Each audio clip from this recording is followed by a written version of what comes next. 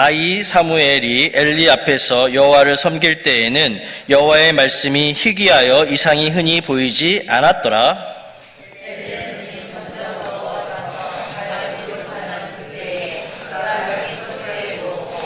하나님의 등불은 아직 꺼지지 아니하였으며 사무엘은 하나님의 궤에 있는 여호와의 전 안에 누웠더니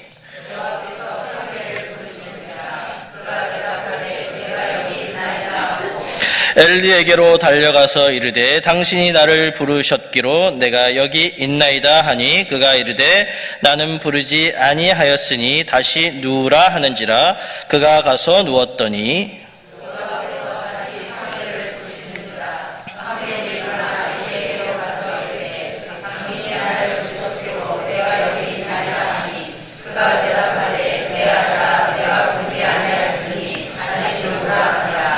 사무엘이 아직 여호와를 알지 못하고 여호와의 말씀도 아직 그에게 나타나지 아니한 때라.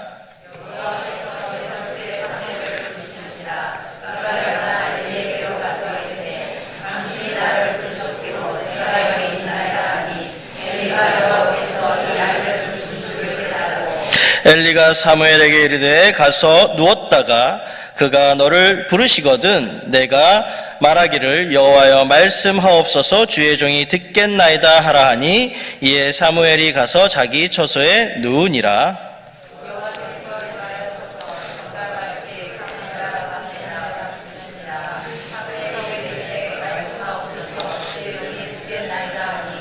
여호와께서 사무엘에게 이르시되 보라 내가 이스라엘 중에 한 일을 행하리니 그것을 듣는 자마다 두 귀가 울리리라.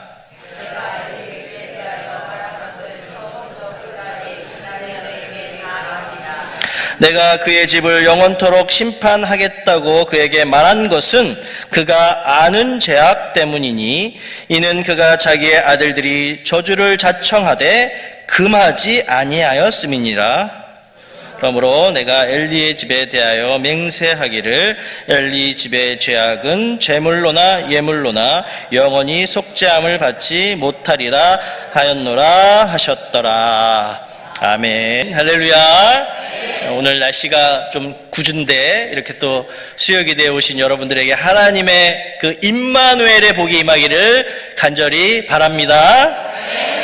예, 사무엘상 3장은요 아직 소년에 불과한 이 사무엘이 엘리 제사장과 함께 이 하나님을 섬기고 있었습니다. 예, 그래서 사무엘이 어디서 하나님을 섬겼냐? 당시에는 성전이 지어지지 않았을 때입니다. 그래서 성막에서 엘리 제사장과 함께 하나님의 일, 제사장의 그 일을 제사장을 도와서 그렇게 일을 하고 있었습니다. 그래서 성막은 다른 말로 하면 회막이라고도 이야기합니다. 지금으로 말하면 천막교회를 만들어서 생활을 했던 것입니다. 그렇게 하나님께 또 성전을 지어드리고 싶었던 왕이 있었습니다. 다윗 왕이죠. 다윗 왕은 모든 준비를 다 해놨습니다. 다른 나라에서 모든 재료들을 다 가져다 놓고 성전을 지으려고 했지만 하나님은 다윗에게 성전 짓는 것을 허락하지 않으셨습니다. 왜냐하면 다윗은 많은 전쟁을 하면서 손에 많은 피를 묻혔기 때문에 하나님은 다윗에게 성전 짓는 것을 허락하지 않으셨습니다.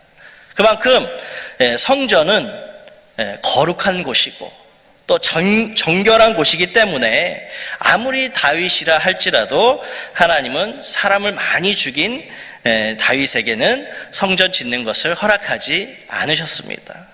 결국에는 하나님의 성전은 다윗의 아들인 솔로몬이 왕이 된 후에 성전을 짓게 됩니다. 우리 일산 명성교회가 성전을 아름답게 지었습니다. 이 또한 하나님께서 우리에게 허락하신 큰 은혜인 줄로 믿습니다. 그렇기 때문에 우리가 성전을 아끼고 성전을 또 잘 관리해야 할 줄로 믿습니다. 이 1절 말씀을 보겠습니다. 1절 말씀 시작. 아이 사무엘이 엘리 앞에서 여호와를 섬길 때에는 여호와의 말씀이 희귀하여 이상이 흔히 보이지 않았더라. 아멘. 이 아이 사무엘이 엘리 앞에서 여호와를 섬겼다는 말은 엘리 제사장에게 사무엘이 지도를 받으면서 제사장의 일을 도왔다는 것입니다. 그리고 여호와의 말씀이 희귀하여 이상이 흔히 보이지 않았다라고 했습니다. 그만큼 이 시대가 영적으로 혼탁한 시대였기 때문입니다. 지금 시대적으로 이 시대는 어떤 시대냐면 사사시대, 여러분 사사시대 아시잖아요. 사사시대의 말기입니다. 말기. 그렇기 때문에 하나님께서 이 사사시대는 아주 영적으로 혼탁하고 자기의 소견에 옳은 대로 행하는, 자기의 마음대로 자기 멋대로 행하던 그런 시대였기 때문에 하나님이 선지자들을 통해서 말씀을 하지 않았다는 것입니다. 그만큼 시대가 어두웠기 때문에 하나님은 이들에게 말씀을 주시지 않고 이상을 보여주지 않았던 것입니다. 지금 우리가 살고 있는 이 시대도, 우리 지금 살고 있는 이 시대도 많은 사람들이 하나님에 대해서 알지 못합니다. 또 아무런 거리낌 없이 죄를 지으면서 제멋대로 그렇게 살아가고 있습니다. 지금 시대와 사사시대가 다를 것이 없다라는 것입니다. 살아계신 하나님의 말씀을 듣지 못하고 그렇게 허렁방탕하게 자기 마음대로 살아가는 것이 가장 큰 복을 놓치고 살아가는 것입니다. 우리는 영적인 귀를 열어서 살아계신 하나님의 음성을 듣는 것이 가장 큰 복인 줄로 믿습니다. 1절 말씀에 희귀하여라는 이 단어는요, 언어로 야카르라는 단어입니다. 야카르. 값비싼, 귀한 이런 뜻이 있는데요. 우리 하나님의 말씀을 우리는 그 무엇보다 아주 귀하게 그리고 값비싼 것으로 여기면서 말씀대로 살아가는 그런 복된 성도가 되시기를 바랍니다. 복된 성도란, 복된 믿음이란 하나님의 음성을 듣고 또 하나님의 말씀대로 살아가는 성도가 복된 성도인 줄로 믿습니다. 그래서 우리가 살아가는 이 시대 또한 하나님의 말씀이 귀한 시대가 되었습니다. 그래서 이럴 때일수록 우리는 갈급한 마음을 가지고 하나님의 음성을 들으려고 애쓰는 자가 되어야 한다는 것입니다. 그리고 하나님의 음성을 우리가 들었다면 그 음성을 우리가 잘 분별하고 또 그 다음에는 순종하는 성도가 될 때 복된 믿음을 가진 성도가 되는 것입니다. 그 다음 3절부터 10절까지는 하나님이 어린 사무엘을 반복해서 부르십니다. 우리 7절의 말씀 함께 보겠습니다. 7절의 말씀 시작. 사무엘이 아직 여호와를 알지 못하고 여호와의 말씀도 아직 그에게 나타나지 아니한 때라. 아멘. 여기서 나타나다의 원어는 갈라입니다. 갈라는 발가벗기다, 드러내다, 제거하다라는 뜻이 있습니다. 이 하나님은요, 어린 사무엘을 부르셨지만 이 사무엘에게 아직 하나님 자신을 드러내지 않으셨다는 것입니다. 그래서 사무엘은 아직 하나님의 음성을 듣지 못한 것입니다. 아직 사무엘은 하나님을 만나는 체험을 하지 못한 것입니다. 그래서 하나님이 자신을 부르는지 아니면 엘리 제사장이 자신을 부르는지 아직 제대로 분별을 하지 못했던 것입니다. 우리 그리스도인들은 하나님을 만나는 인격적인 그런 성령 체험이 있어야 하는 줄로 믿습니다. 저도 고등학교 한 1학년, 중3에서 고등학교 1학년 올라가는 그때에 교회에서 성령 대부흥성회, 그럼 옛날에는 동네마다 이 담벼락에 그 부흥회 포스터를 붙여놨었습니다. 그래서 어느 교회에서 부흥회를 한다 그러면 그 동네 담벼락에 성령 대부흥성회 뭐 이렇게 많이 붙여놓고 했습니다. 여러분 기억나십니까? 그래서 저도 그때 이제 제가 다니던 교회에서 강사 목사님을 초청해서 부흥성회를 했습니다. 그때 저도 정말 눈물이 터지고 콧물이 터지고 침물도 터지고 막 제가 그때 성가대 가운 입고 있었거든요. 그때 막 가운이 다 젖어가지고 그렇게 막 눈물을 흘리고 침을 흘리고 이러면서 기도했던 적이 있습니다. 그런 우리 그리스도인은 하나님을 만나는, 인격적으로 만나는 성령 체험이 있어야 합니다. 그래서 그렇게 성령 체험이 있을 때 하나님의 음성을 들을 수가 있는 것입니다. 그래서 아직 체험이 없는 어린 사무엘에게 하나님은 분명하게 말씀하십니다. 어떤 말씀을 하시냐? 오늘 엘리 제사장의 가문에 대한 심판이 가까워 왔음을 말씀하십니다. 그래서 우리 하나님은 각 사람의 기도를 다 듣고 계십니다. 또 다 들으실 뿐만 아니라 각 사람에게 하나님은 말씀하십니다. 그래서 우리는 영적인 귀를 열어서 사무엘과 같이 주님 말씀하시옵소서, 제가 듣겠나이다 라고 반응하면서 주님의 확실한 음성을 여러분 들으시기를 바랍니다. 그래서 내가 들은 그 음성이 하나님의 음성이라는 확신이 들면 가만히 있어서는 안 됩니다. 하나님의 음성이 내 뜻과 맞지 않는다 할지라도 그 하나님의 그 말씀을 그대로 받아들이면서 순종할 때 복된 믿음을 갖게 되는 것입니다. 하나님은 어린 사무엘에게 이렇게 말씀을 하십니다. 엘리 제사장 가문이 하나님을 멸시하고 또 예배를 멸시하는 큰 죄를 범했기 때문에 영원한 심판을 받게 된다는 말씀이었습니다. 정말 두렵고 떨리는 말씀인 동시에 우리 하나님은 엄격하신 하나님이심을 보여주는 말씀이기도 합니다. 우리 11절의 말씀 함께 보겠습니다. 시작. 여호와께서 사무엘에게 이르시되 보라, 내가 이스라엘 중에 한 일을 행하리니 그것을 듣는 자마다 두 귀가 울리리라. 아멘. 여러분, 여기서 듣다는 샤마입니다. 샤마, 듣다, 알다. 그리고 또 무슨 뜻이 있냐면 순종하다라는 뜻도 있습니다. 그리고 11절 마지막에 울리리라, 두 귀가 울리리라 했는데 이 말은 찰날이라는 단어인데 귀가 왱왱 울리다, 또 두려움으로 이가 부딪혀서 이가 막 달그락거리다, 또 부끄러워서 귀가 빨개지다, 이런 다양한 뜻을 가지고 있습니다. 그래서 엘리 제사장의 집안이 이제 심판의 말씀을 듣는 사람은 너무나도 그것이 충격적이어서 귀가 왱왱 울리고 정말 두려움 때문에 치아가 떨리고 또 너무 부끄러워서 얼굴이, 귀가 빨개진다라는 말씀입니다. 그렇게 하나님의 심판이 이제 엘리 제사장 가문에 임하게 되었다는 것을 아주 생생하게 묘사하고 있는 말씀입니다. 그렇게 하나님의 심판을 받는 자는 두려움과 동시에 부끄러움을 느끼게 되어 있습니다. 여러분, 이스라엘의 역사를 보면 북이스라엘이 먼저 아수르에게 망합니다. 그리고 남유다는 바벨론에게 망하게 되는데 이제 그들이 적국의 포로로 끌려가게 됩니다. 그 포로로 끌려갈 때 많은 두려움과 부끄러움 속에서 포로로 끌려가게 되었다는 것입니다.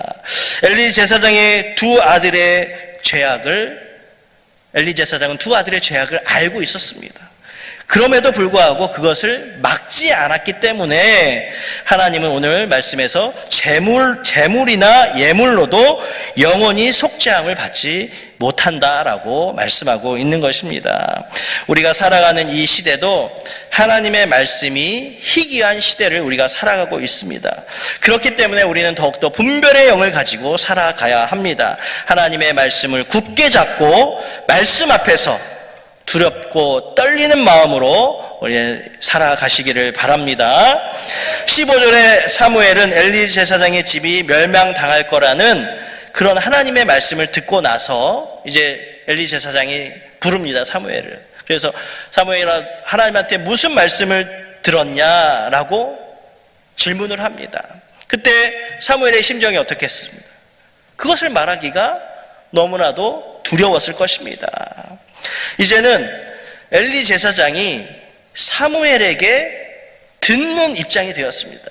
이전까지는 사무엘이 엘리 제사장에게 교육을 받고 지도를 받고 이렇게 듣는 위치에 있었는데, 이제는 오히려 엘리 제사장이 사무엘에게 하나님의 말씀을 듣게 되는 그 위치가, 듣는 위치가 바뀌게 되었습니다. 이것은 이스라엘의 영적 지도자가 엘리 제사장에게서 사무엘에게로 넘어가는 그런 상징적인 장면이라고 할 수 있습니다.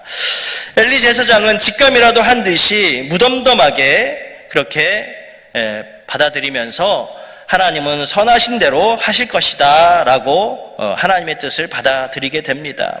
왜냐하면 엘리 제사장은 앞장 2장에서 2장 27절부터 36절을 보시면 하나님의 사람이 나옵니다. 하나님의 사람이 엘리 제사장에게 하나님의 말씀을 전해주는데, 왜 너희 두 아들이 그렇게 제사장 가문에 태어났음에도 불구하고 왜 그렇게 제사장 역할을 하지 않느냐, 너희 가정에 이제 재앙이 임할 것이다 라는 경고를 미리 받습니다.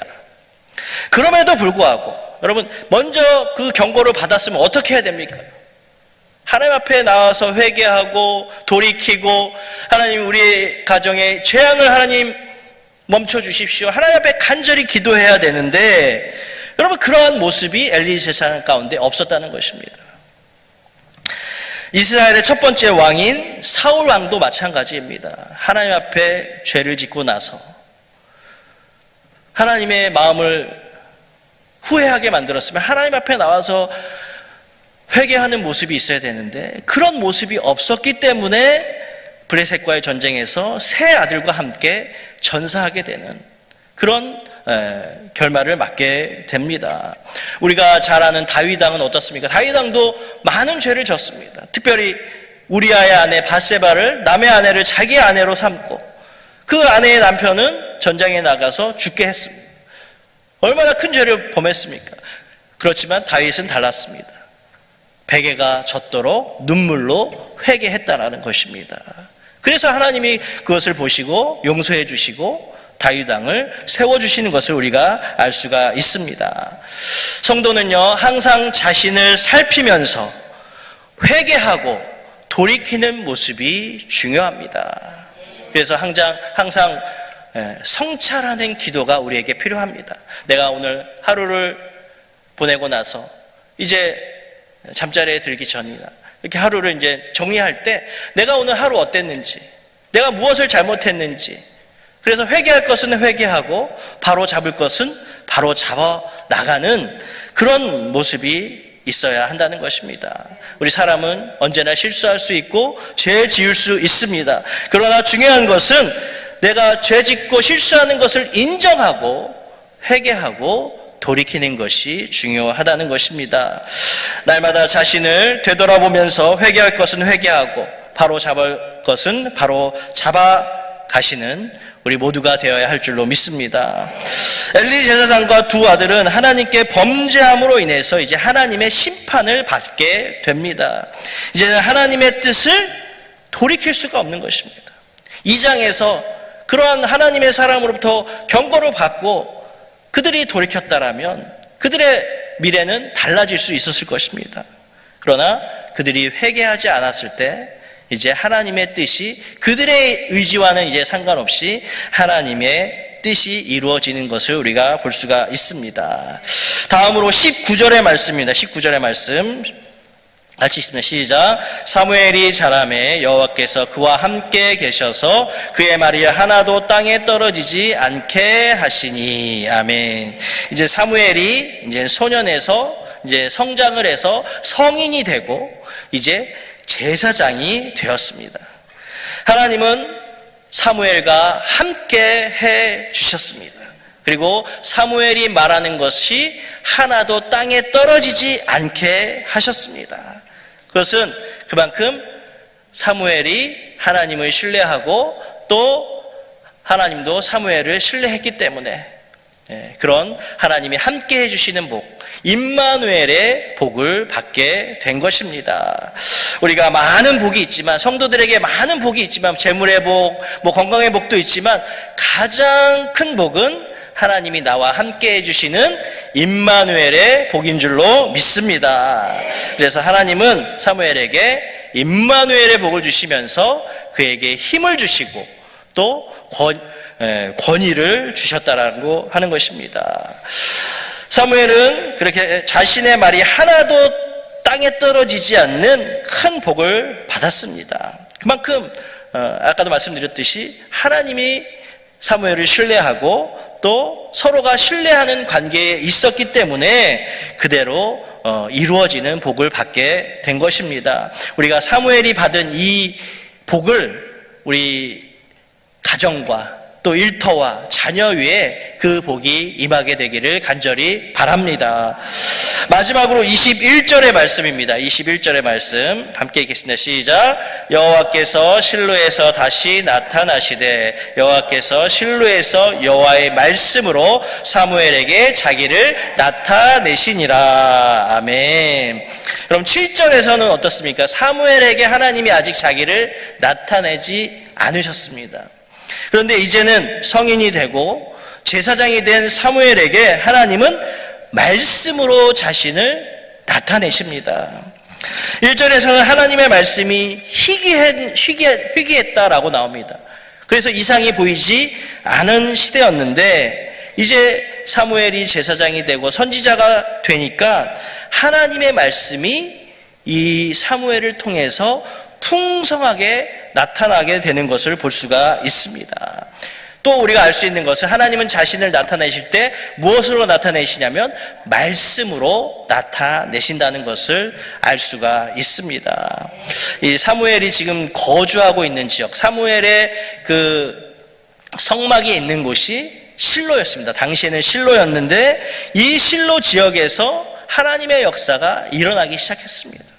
그리고 사무엘의 고향이 어디입니까? 라마입니다. 라마로 가면 또 거기에서 하나님의 역사가 일어나고, 또 사무엘이 길갈로 가면 길갈에서 하나님의 역사가 일어나고, 또 베델로 가면 베델에서도 하나님의 역사가 일어나는, 그래서 사무엘이 가는 곳마다 하나님의 말씀이 풍성하게 일어나는 것을 우리가 알 수가 있습니다. 하나님을 믿는 우리들을 통해서 사사 시대와 같은 이 암흑 시대에 하나님의 말씀이 많은 사람들에게 풍성하게 전해지기를 바랍니다. 그래서 우리를 통해서, 나를 통해서 하나님의 말씀이 전해지고 그 말씀을 통해서 사람들이 주께로 돌아오는 그런 역사들이 일어날 수 있기를 바랍니다. 우리는 날마다 하나님의 음성에 귀 기울이면서 분별의 영을 가지고 또 순종의 영을 가지고 우리는 살아가야 합니다. 그래서 하나님의 뜻이 하늘에서 이룬 것 같이 땅에서도 하나님의 뜻을 이루어가며 살아가시는 복된 성도님들 되시기를 주 예수 그리스도의 이름으로 축원드립니다. 기도하겠습니다.